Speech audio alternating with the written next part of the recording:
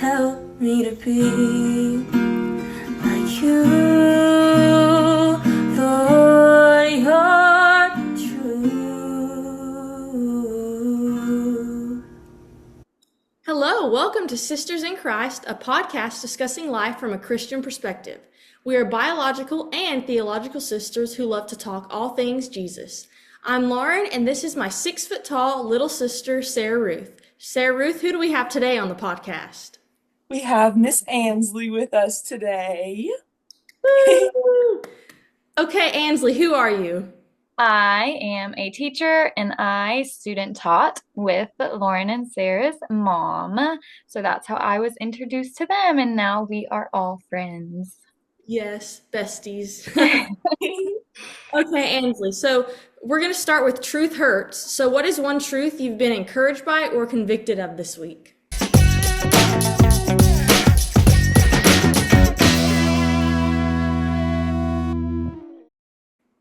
So I was listening to a podcast this weekend. I don't know if y'all have ever heard of JP, Jonathan Padulka, something like that. But he's written this book about every story like having a villain and how our story has a villain. And it just kind of, in the podcast, he was talking about how everything broken in our world is because of the enemy. And like when there was the fall, that's where all the broken things came in.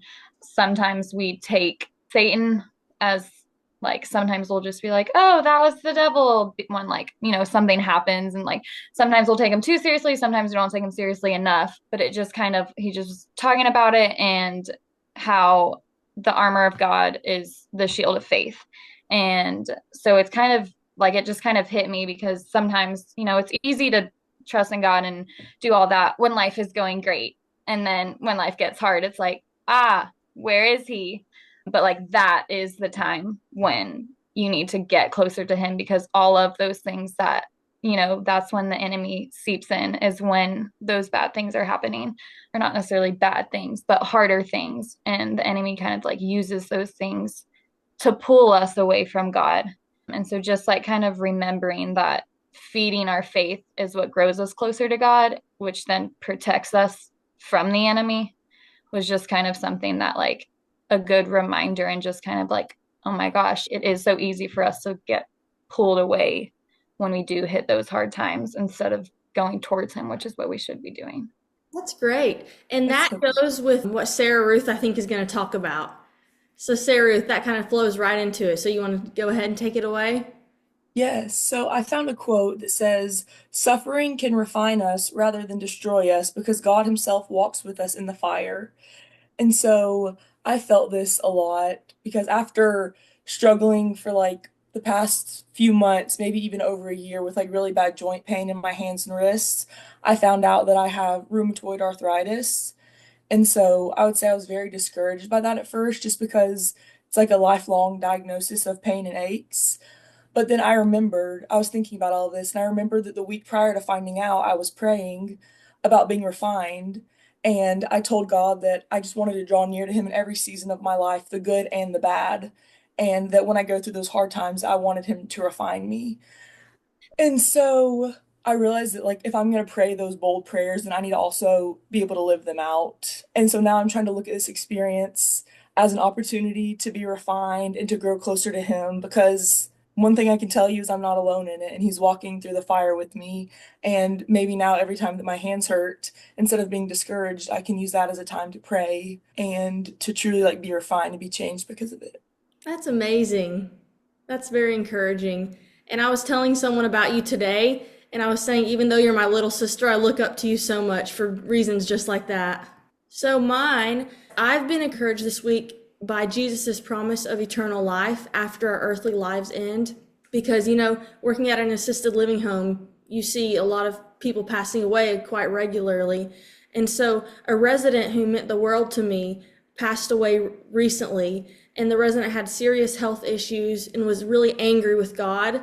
And one day last year, their body became so broken, and they were so broken that they realized their need for a savior. They lived their whole life thinking that they could do it on their own, and then they realized, I can't do it. I need someone above myself. I need Jesus. And so the resident recently trusted in Christ and devoted the rest of their life to serving Jesus.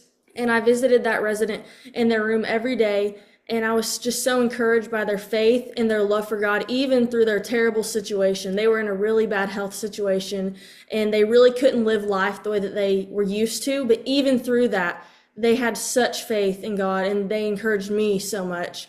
The resident was passionate about serving the Lord, like I said, and the resident would share the gospel with friends through the phone because they couldn't get out and talk with people at restaurants and get coffee like they used to be able to. The resident said that there was no hope on earth, but they knew that there was hope in heaven, and that's what got the resident through each day. And I was trying to be there for them, but they ended up being there for me more than I think they even realized. It's like a bittersweet thing because I miss them, but I know that they're with Jesus now with no pain because they were in a lot of pain, and now they're able to walk and run, which they hadn't been able to. One thing that I like to remind myself is that I'm not one day further from them, but one day closer to being reunited to them with each day that passes. And so I think anybody listening that has lost somebody can think about it that way, that the day they passed is the day that they saw Jesus face to face, and each day that passes we're one day closer to being with them again. Yeah, that's definitely true. That's what I've tried to like since I lost my grandfather in November. Like, it's just been all of the firsts and like first birthday and stuff. So like every day when I'm like, oh, it's another month without him or whatever, like I always try to change my mindset and think like, oh, it's just 1 month closer to being with him again. Yeah. And that really can make a huge difference, just Yeah. reframing your mind in that way. Yeah. Okay, so now we're going to get to our That Ain't Right segment. And since we have a teacher on the podcast today, we're going to do a controversial or unpopular opinion about schooling.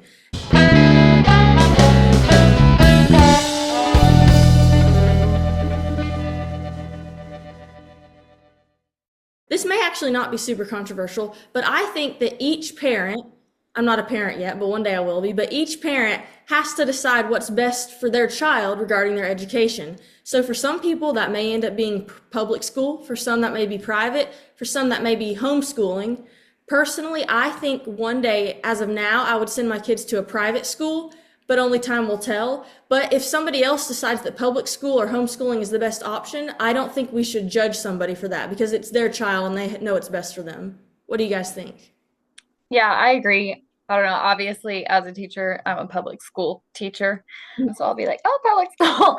But I see the benefits of all of it and the downsides of all of them. I agree with you, though. It's not always a one size fits all thing, though. So I definitely feel like it's up to the parents and we shouldn't judge based on what they choose to do. Yeah. How about you, Say? I agree with both of you guys. I feel like I would have to be in that like moment to make that decision right then, because right now I'd probably say private school, but I don't really know. I think I'd have to be in that situation to actually decide. Mm-hmm. I feel like everything's also like changing nowadays that in 5 years, who knows what all of those things are going to look like or in a year, Yeah, because if we compare school now versus when we were all like in elementary school, it's so different. It's crazy. Yes, it is. Yeah. It hasn't even been that long, like what, 10, 15 years? Yeah. Okay, so now we're going to the main segment, which is called Preach It, Sis. And this is going to be more of an interview style. So Sarah Ruth and I are just going to go back and forth and ask you some questions, and then we can just kind of have a conversation about them and just see where it leads.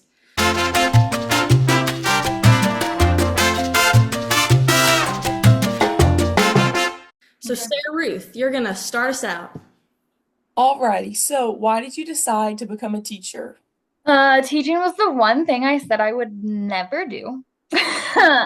In high school, I started doing the ASP program which is the after school program at the school I'm actually teaching at for like work-based learning. And just like being in that school setting and being around the kids was just amazing. And I knew like ASP was not the classroom, but I also knew kids was always something that I've loved. I've babysat all growing up. So I knew I was going to do something with kids. again, I was not in school. Like I was working ASP in college, still wasn't in school for education. But I feel like it's just one of those things that God's going to change the desires of your heart if you are willing to listen to his plans. And I just, something switched and I was like, this is what I need to be doing. What brings you the most joy in your work? I would definitely say the relationships I build with my students and just seeing all of their growth and change.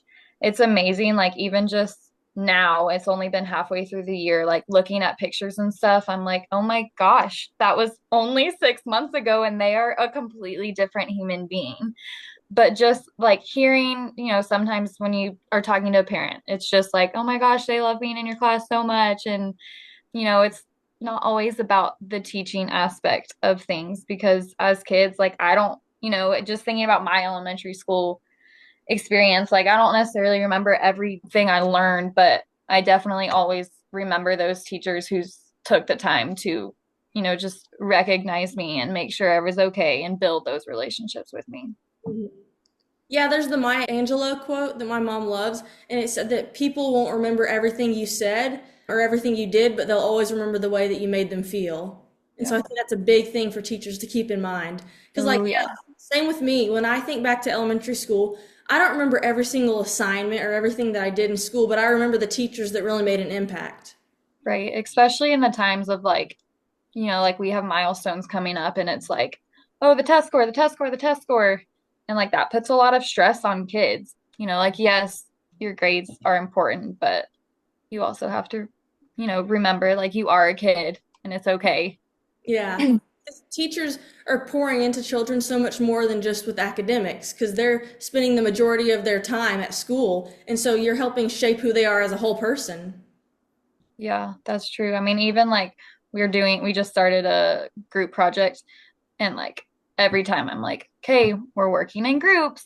We aren't yelling at each other because we don't get our way. Like, let's be kind. This is how we deal with something if it doesn't go our way. And like just those lifelong skills that you are going to use outside of the classroom. Hmm. Okay, what you got to say? So, are there any parts of your job that can't be taught in college that you kind of had to learn through experience? All of Fair. um I feel like college definitely teaches you, I guess, the basics, but I also feel like teaching is something that almost in a way like has to come naturally Hmm. because they, like they can teach you all of these strategies and things, but at the root of it, like if you, it's like if you can't connect with these kids and like it's going to be harder no matter what. But there's just so much of it behind the scenes, like even just student teaching and like observing. There's so much that as a mentor teacher, you just naturally do that you don't think. There were so many times when your mom was like, oh, yeah, I did that. And I'm like, oh, okay. Field trip stuff, like it's just so much that's natural when you do it for so long that you just kind of do. So like all of that stuff, it's just kind of like you got to do it to learn it and to figure out. But it's also, it's depending on your classroom, what students you have, who you are as a person, that all kind of factors into. So like, yes, college teaches you how to lesson plan and strategies and classroom management things, but classroom management doesn't always work for the same group of kids. Hmm. So yes, kind of all of it in a Didn't, way. didn't my mom, a lot of times, she'd be like, do not do this. Whatever I'm doing Yes. right now, do the exact opposite. Yes. That sounds like her. Yep. Okay, so right now you're on your second year of teaching, right? So how Yep. difficult was adjusting to the first year of teaching? Honestly, I feel like my second year has been harder than my first. Now, I have moved grades, so it could just be like, third grade is when things change and it's not all fun and games and, they have homework and they're going to have testing. But last year, we also had a pretty new team of teachers, and we also had another first year teacher on our team. But also with that, we got new math standards. We took away our ELA curriculum. So it was just a bunch of like everyone was kind of in the same boat. So I didn't feel like, oh my gosh, I don't know what I'm doing, which I feel like helped a lot because everyone was like, are you ready? Like your first year teaching is your hardest year, like da da da da da. Like, and I was like, oh my gosh, I guess that's what I want to do. But I think because everyone on my team was in the same boat, I didn't ever feel out of place and like I was a first year teacher, which was nice. Yeah. And it helps that you're a very organized person. Yes. Sure. Yes. That's what we were talking about before we started. My mom might need to work a little in that area. I tried. You tried. You did your best. Nobody could help that. I think what else helped though is that because I was there for ASP and then I was there for student teaching, like I knew everyone that worked there. So like I wasn't afraid to ask for help if I needed it. Mm-hmm. But I also knew all of the procedures that would probably be another addition of like learning for a first year teacher. Yeah, that's true. I can imagine it'd be a lot scarier. Say like you move to a new city and you don't know anybody versus you had been working there for quite a few years. Right. Okay, Sarah Ruth, what you got next? How do you encourage students who struggle in school? So it's a good question. Everyone's different. Everyone struggles for different reasons. Some people it's socially, some people it's academically. For some, it's just like the stress and importance of school, and they feel like they have to achieve at this certain level. And that's where like I try to remind them, yes, school is important, but this grade is not going to define you. And like we do multiplication because we're in third grade, we teach multiplication. And so every Friday we do a multiplication quiz for their facts. If they pass, they move on to the next multiplication. If they don't, they just redo that one next week. And I will have some kids who like, I mean, will bawl if they don't finish. And I'm like, y'all, you're going to do it next week. It's still going to be there. It's okay. Like, it's supposed to be a fun kind of exciting, like, oh my gosh, I passed. Oh, it's okay. You know, like, and we've done it all year. So I'm like, it's okay if you don't pass. Like, you know, and I get the stress and when kids want to be at that certain level. But I just try to remind them, like, it's okay to make mistakes. It's okay to not get it every single time. And then it's also just like confidence. So that is also, you know, when I try to help them, because if they don't have the confidence in themselves, they're never going to get it. Sometimes it's just realizing like, hey, I can do this. And then they got it. Mm-hmm. Others, if they're lower performing, it's usually one-on-one that I try and help them, give them different activities, manipulatives, kind of all different things to help kind of just meet them where they are. Mm-hmm. Yeah, so it really takes getting to know each and every student. You don't just see them as a group, you see them as the individual too. Yeah. And that's also like, you know, getting to know them and learning their likes and dislikes, because some you can make a connection to by adding their name in a problem. If you're doing a word and they're like, oh my gosh, that's me. And they are there. Mm-hmm. Others, you know, it's like, oh, they could care less if their name's in a problem. They need to see it. They need to draw a picture. You know, so it's just, you got to learn and really get to know your students in order to best help them. Yeah. Okay, so this one is kind of going a different direction. So how does your Christian faith impact the way that you teach? I would say my first priority teaching is to learn the kids and love them. The Bible tells us our job is to love others. John 15:12 says, my command is this, love each other as I have loved you. And so I feel like my first and foremost is to love each child. And sometimes, unfortunately, like that's sometimes what the kid needs. Maybe I'm the only face that is happy that is around them. Maybe I'm the only one that tells them they're doing a good job. Is it always easy? No.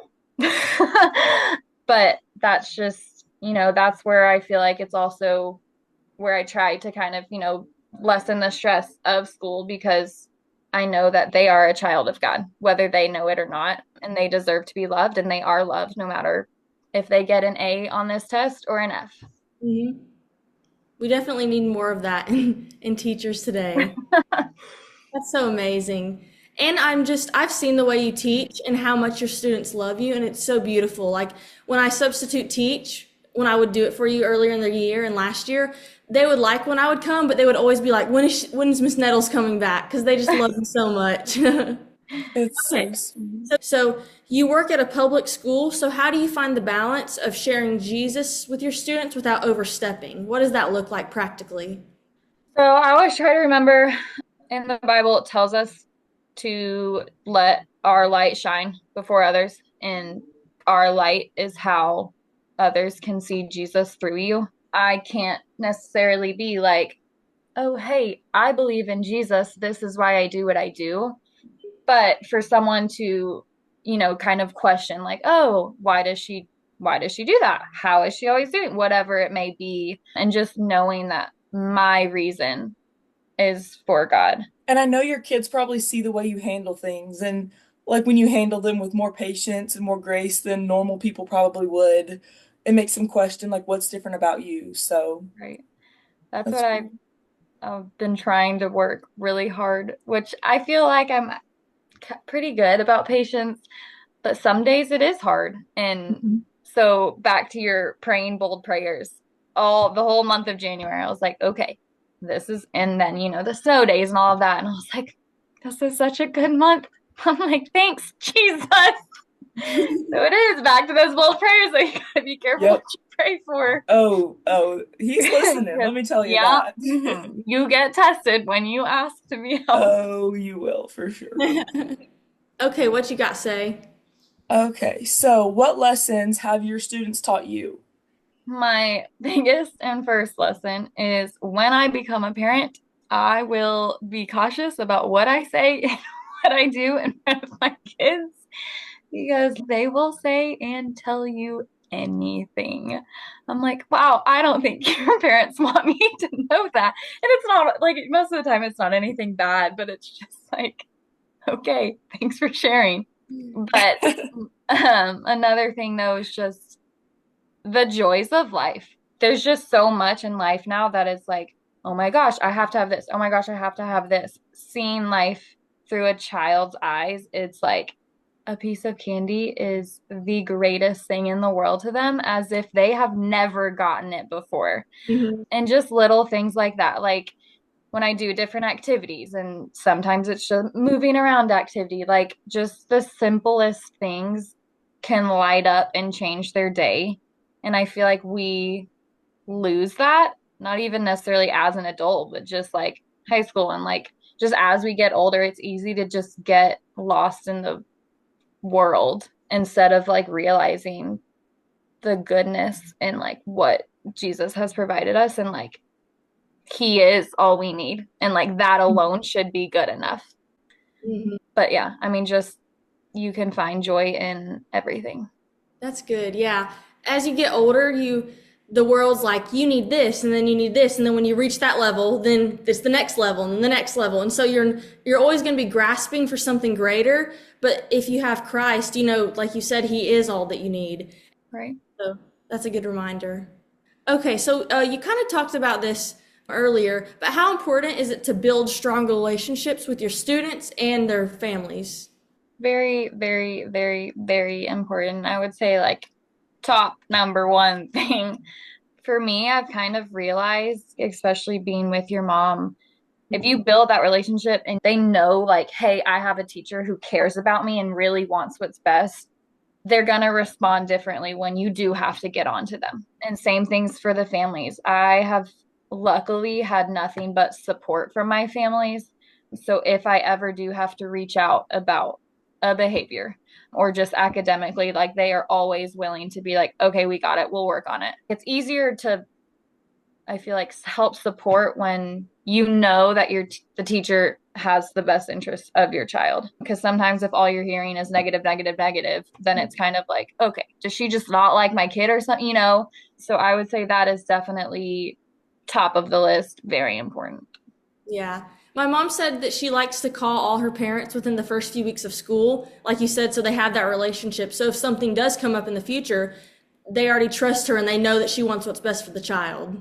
Yeah, I've definitely taken that into my own classroom. Yeah, especially like because we are departmentalized, so I teach two groups of kids. So especially the kids that aren't in my homeroom, who I don't necessarily, contact their parents every single week like I do my other students.